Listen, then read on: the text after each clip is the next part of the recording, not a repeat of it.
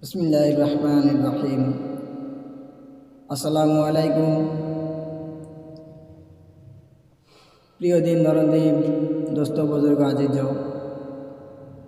আপনারা আমাকে অনেকে ফোন করে জিজ্ঞাসা করেছেন বা অনেকে জানতে চাইছেন যে তুমি কেন আহলে হাদিসের বিরুদ্ধে এত কথা বলছো।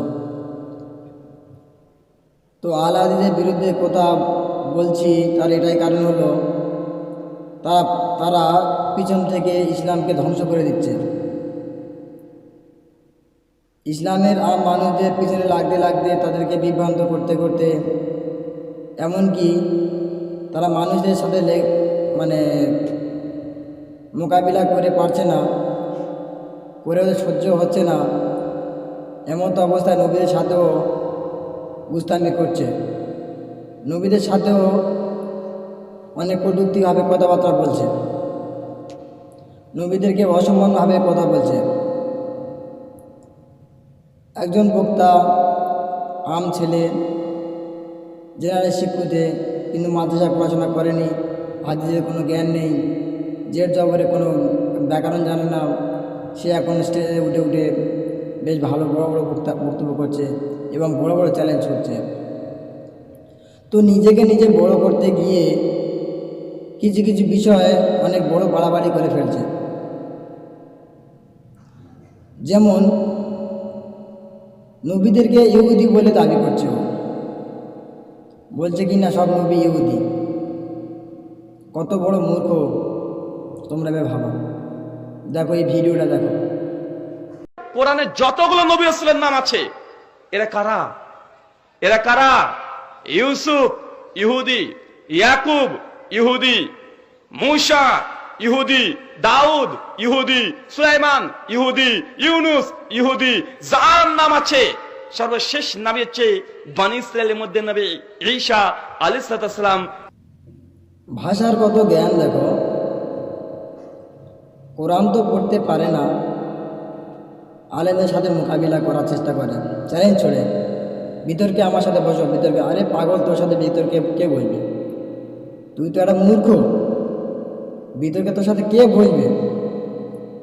মূর্খদের সাথে বিতর্ক বসে কী হবে তার?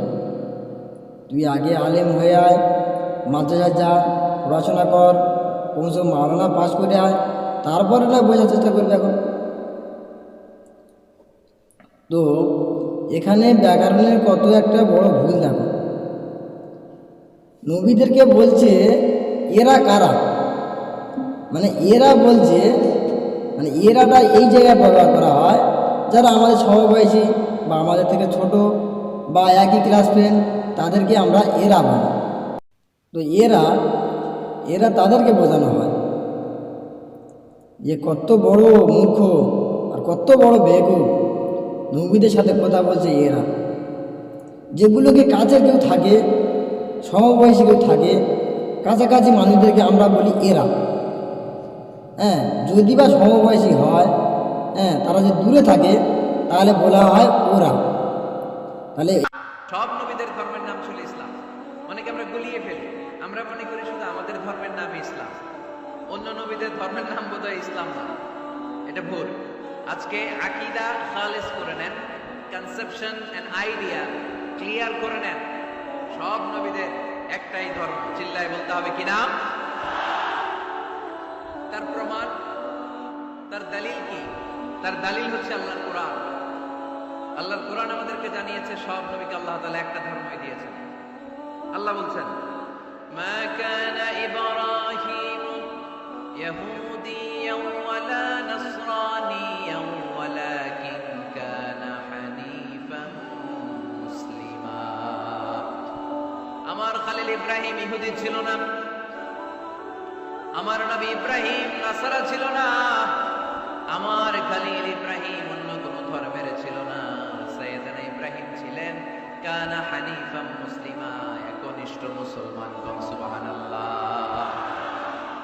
সাইয়েদনা ইব্রাহিম আলাইহিস সালাম ছিলেন একনিষ্ঠ মুসলমান, কানা হানিফাম মুসলিমা।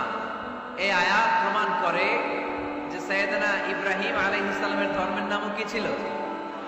আওয়াজ করে বলতে হবে কি ছিল? পেয়ে গেছেন।